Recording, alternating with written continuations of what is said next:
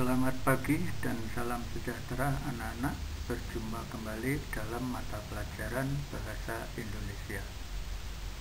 Minggu lalu kita membahas isi dan sistematika dalam surat lamaran pekerjaan serta menemukan hal-hal penting dalam surat lamaran pekerjaan.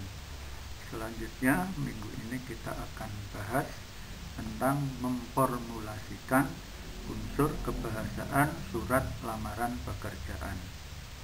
Memformulasikan unsur kebahasaan surat lamaran pekerjaan adalah merumuskan atau menyusun surat lamaran pekerjaan dengan bentuk bahasa yang tepat.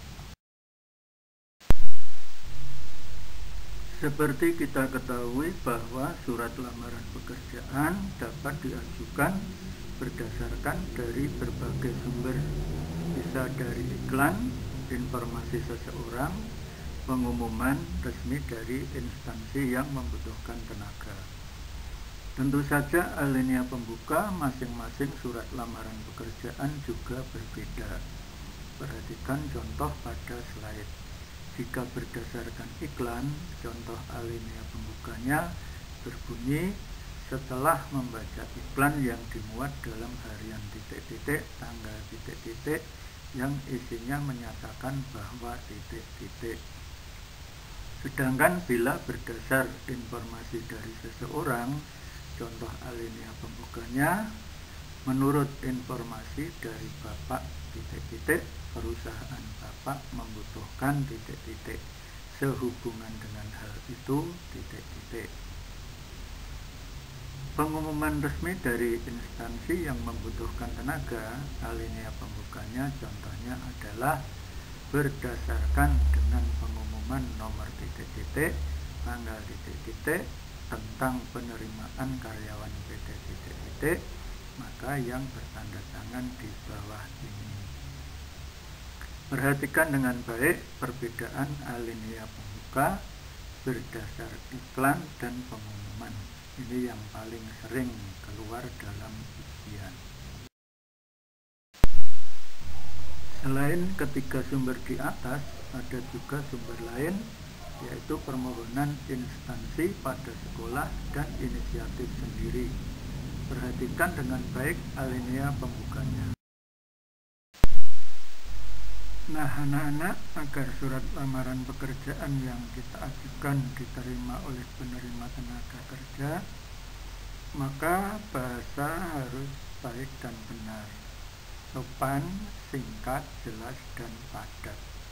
Selain itu, tulisan harus bersih, mudah dibaca, dan sesuai kaidah bahasa.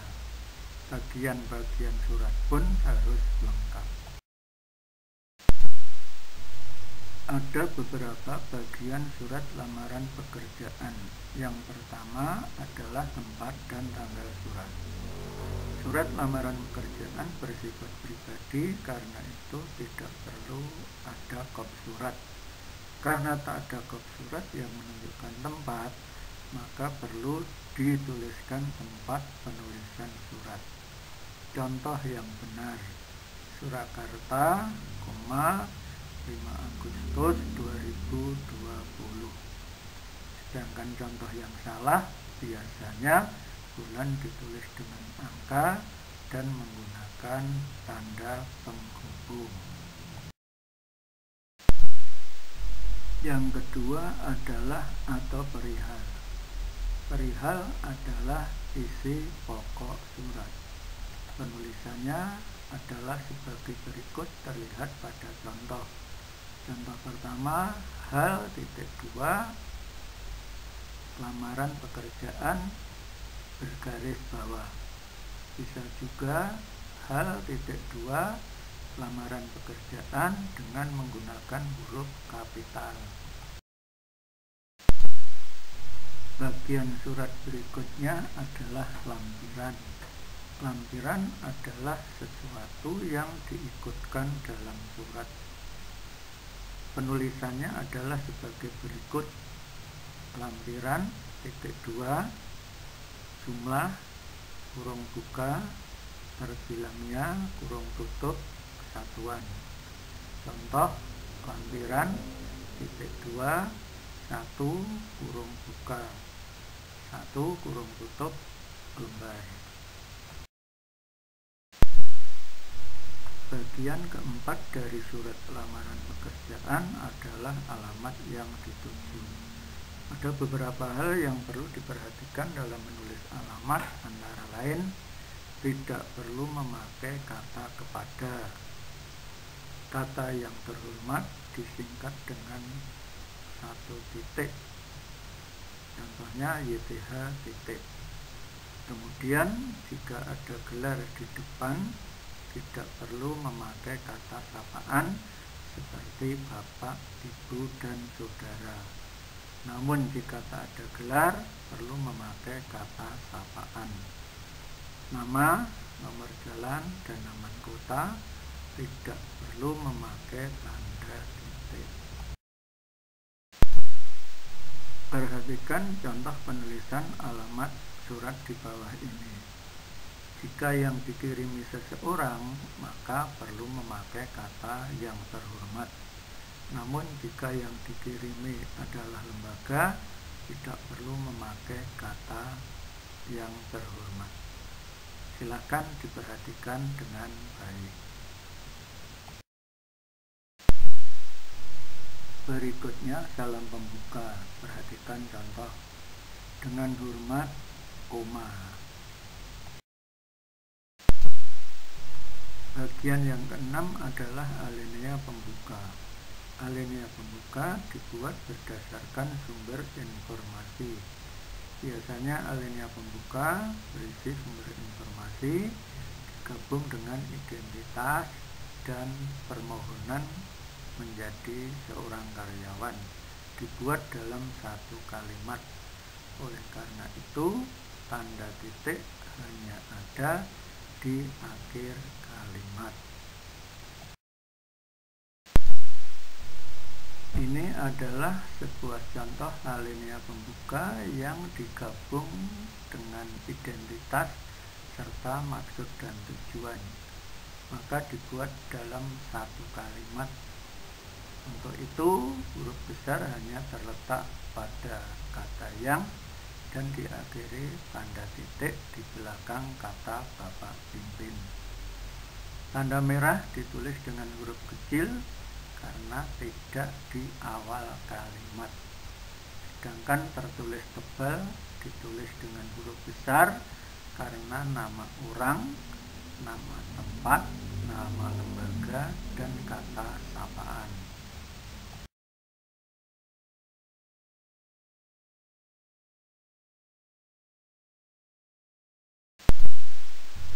Bagian yang ketujuh adalah alinea isi. Alinea isi ditulis singkat, padat. Biasanya berisi maksud dan tujuan, sudah digabung dengan identitas, lampiran, dan harapan diterimanya surat permohonan. Dan berikutnya adalah alinea penutup. Isi alinea penutup berupa ucapan terima kasih. Hakikat surat adalah berbicara dengan orang kedua. Karena itu, orang kedua sebagai sapaan seperti bapak, ibu, saudara ditulis dengan huruf besar. Contoh ucapan terima kasih yang baik, atas perhatian bapak saya ucapkan terima kasih. Contoh yang salah biasanya menggunakan kata gantinya, misalnya atas perhatiannya. Kemudian menggunakan kata banyak, dan yang terakhir menggunakan kata saya sampaikan, harusnya saya ucapkan. Bagian ke-9, salam penutup, biasanya menggunakan kata hormat saya. Penulisannya tidak perlu memakai tanda baca koma. Dan yang terakhir adalah bagian tanda tangan dan nama terang. Anak-anak, setelah kalian memahami unsur-unsur atau bagian-bagian surat lamaran pekerjaan, maka analisislah unsur kebahasaan surat lamaran pekerjaan di bawah ini.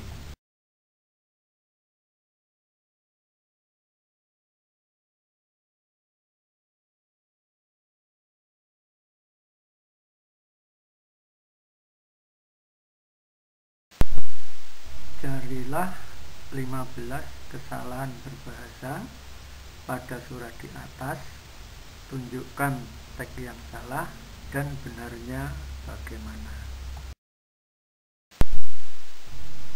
Demikian proses pembelajaran kita kali ini. Berjumpa pada waktu kesempatan lain pada hari dan waktu yang sama. Terima kasih.